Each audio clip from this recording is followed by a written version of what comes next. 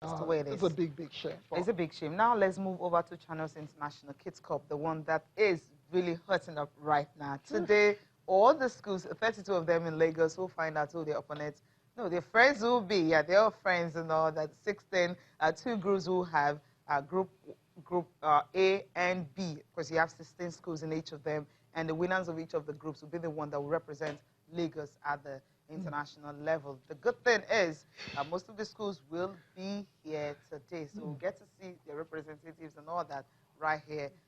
Some of the names again, yeah, we went through them yesterday. Of them, 32 from St. Joseph Primary School to local government primary school, and of course you have Supreme Education School in Mangodo, University of Lagos Staff School. I mean, yeah, I'm quite familiar with that side. Of course. Quite a number are making their debuts as well. So the schools always have new intakes every year. Absolutely, that's the way they flip over to other schools. Okay, these are some of the selected schools that we have. African Church Primary School, also part of it. The Jewels School is also there. Samfra schools also there. There's so many. RRS Gold Primary School, Mafuluku, also coming. You also have, okay, that's the one I just mentioned, the Samfra schools from Butemeta East also coming as well. 32 of them, there's so many. Okay, I mean, Tayo, run through. Can we run through all this name? Will and Grace International School, Owode in my 12, also coming. Refuel Williams Primary School, also. These ones are also coming. Fallout International School also coming. Toribas, of course, they're also here. A Muslim Primary School, the Domain Primary School, they're all here for the draw ceremony. You know, when you talked about the format, the fact that it's going to be 16 here, 16 there, and they're going to knock each other out until we have two. Do you know what it reminds me of? Reminds me of March Madness. Oh, reminds me of the men's college basketball, in America, where it is absolute best, the last team standing. This time around, only difference is we're going to have two teams, standing, and that will represent Lagos in the finals itself. It's going to be very exciting. It's going to be very competitive. From experience, Cecilia, we know these kids. We know kids at this stage just want to have fun, but a lot of them are quite competitive as well. And that's why you see when they lose, they don't take it too well. Yeah, you don't want to be there to watch them lose. Exactly, right. A lot of them cry, and everyone cried as a baby when you lost, as a kid when you lost football matches. So that's expected. I'm looking forward to the draw, the big day today. And usually when the draw for our competition is done, we're so close to kickoff.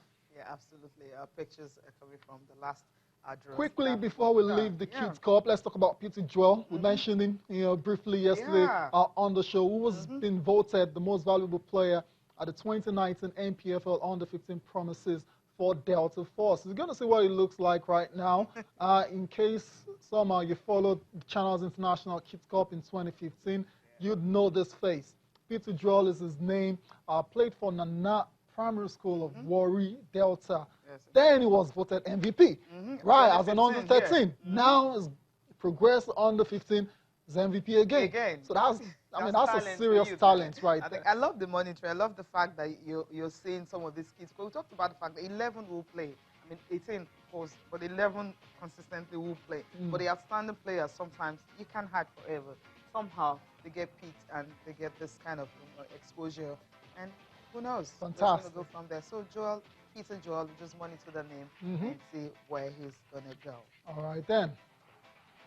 Okay, now let's leave Channels International Kids Cup. Now, of course, we'll bring you more updates as soon as the draw is done and all the schools know their opponents. Definitely get to know their friends. Go on, why do I keep using opponents?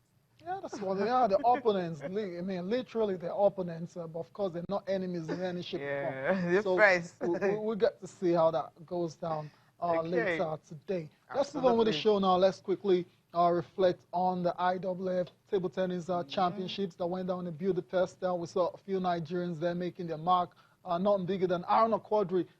And we saw Ajoke Ojomo as well, so she was there, made her debut, started on a winning note. Unfortunately, couldn't maintain that momentum. But it's the first experience for us. She's going to get better. She's going to definitely improve going forward. But let's talk about Aaron Okodre. Aaron Okodre is also Nigeria's biggest table tennis star out there. Played in the round and got all the way to the round of 32. Yeah, Very, African to get that far. First time for him as well too, and eventually lost to world number one, Fan Zhendong. And guess what? The world number one, Fan Zhendong, lost out in the very next round. It tells you how competitive it is. The World Table Tennis Championship is. That these Chinese guys are on the next level. The person that won eventually, Ma Long, is ranked out of the top 10. So what are we talking about here? It's very competitive. So for Aaron Okodre to get to the round of 32 is quite impressive. And he's been reflecting on his outing in Budapest. Okay.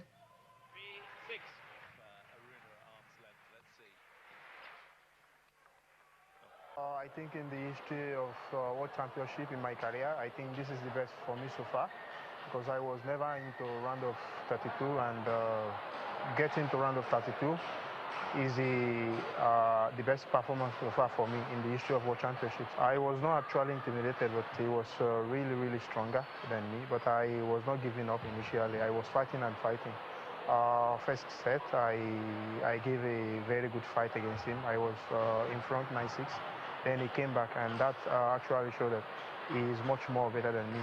Had it been that I won the first set, maybe things might change a little bit. Maybe I could even win one more set. But I'm very happy to have qualified to the round of 32 in the history of World Championship in my career. Of course, Jiri has been playing in tournaments so far for years now, and Ojomu is just coming for the World Championship for the first time. So I think they have gained a lot, and for sure in future, if Nigeria can continue to encourage them by attending more tournaments, I think they will be able to participate very well against the best players in the world. For me, I'm going back to Portugal to represent my club. We are having playoff semi-final. Immediately after this playoff semi-final, I'll be going to Chengdu. There is a tournament in Chengdu, China, in order to prepare very well for China Open, Hong Kong Open, and Japan Open.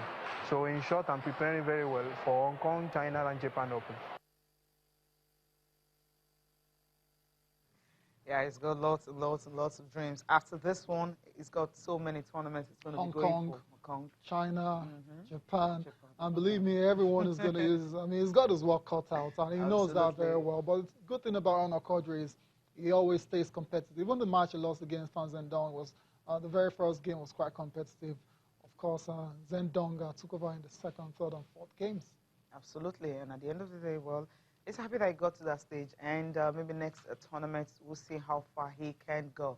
We need to go for a break now. We'll come back looking at the FIFA Women's World Cup countdown, how Super Falcons will fare at the World Cup.